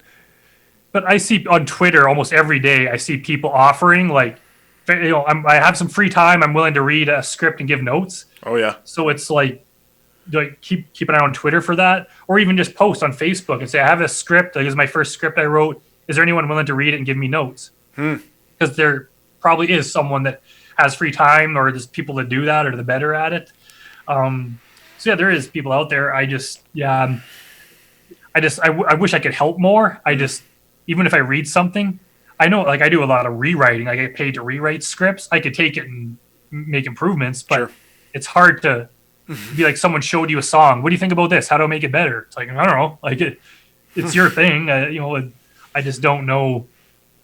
And I don't want to put my like stamp on someone else's thing. I can tell you how to change it, but then it's more my thing. Right. So it's, I'm not a good teacher. I know how to do it. I just don't know how I know how to do it. Like, I don't know how to teach what I do. I can't explain it. It's just kind of a thing I've been doing my whole life. So it's but basically you can improve, and a lot of my early scripts are pretty damn terrible. I just did it so much that I improved, and they got to the point where people were willing to pay me.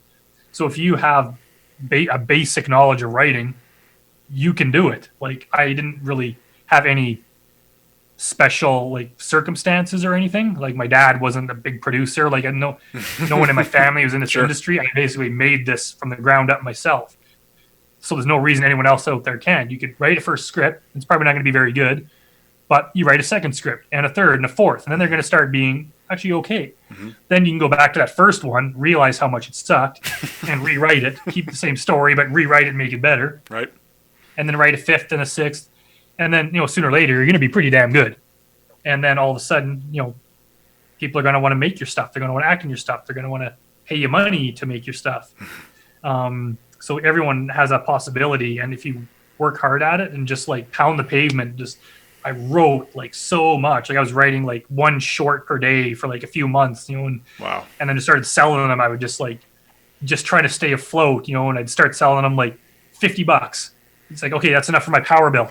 That's like, then I'd sell another one. It's like, I got $200. Okay, that's enough, for groceries, and then I just start getting $500. That's enough for rent. And, nice. But I would write a ton. Like you can see from my IMDb, that's like 1/10 of the stuff I've written. That's what's been made. So if you do that and you just, pound the pavement, contact a lot of people, put yourself out there and work hard, like you can be pretty damn successful. That's great advice, man. Because how could you teach somebody to express themselves or to do art or create? It's exactly that. Is just do it, and keep on doing it. And everyone has their own voice too, right? Like they have their own style, and it's like I don't want to, unless they're like, if they hire me to make it my style, that's one thing. But it's like I don't want to trample on your thing, because sometimes a quirky thing needs to be a bit odd and weird. And if I tell you how I think I would do it, and you follow that, I had one script, one of my first ones called Mother-in-Law that I wrote, and I even paid for some like professional people to give notes and stuff. Okay. And they all kind of gave me different, and I started changing it, and then some other one else give me notes, and I change it. And next thing you know, like I have this script that's not mine anymore. It doesn't really make sense, and I hate it. One of these days, I'm going to go back and, now that I'm more established, and put it back the way it should be. Right. But I was kind of like, man, I shouldn't be listening to what other people think of it, unless they're actively involved. And once it comes time to make it, you got to listen to other people. Or if someone's hiring me, I'll do what they say because they're paying me. But if it's like, this is mine, it's like I'm not going to just change things based on the way someone else wants. So the best experience you can get doesn't come from someone else telling you how to improve. It comes from practice. Like first time you go out on an ice rink with hockey skates and a stick, there's no point in someone in the NHL telling you how to do it. Like you gotta practice a bit first. You gotta get good. Then you gotta take lessons. You gotta learn. You can't just like jump to the end. You have to like learn how to do it, and it just takes practice. And the practice is gonna teach you way more than just someone telling you what you're doing wrong.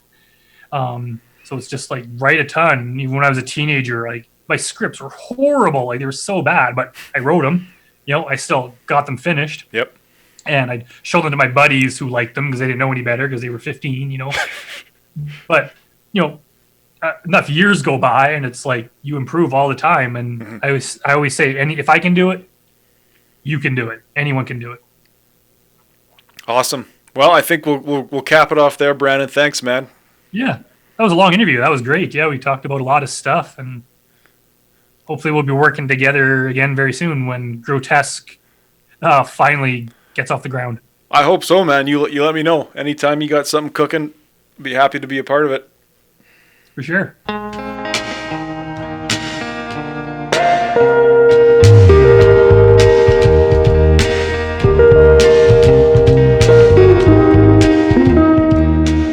Thank you for listening to the North Bank Media Podcast.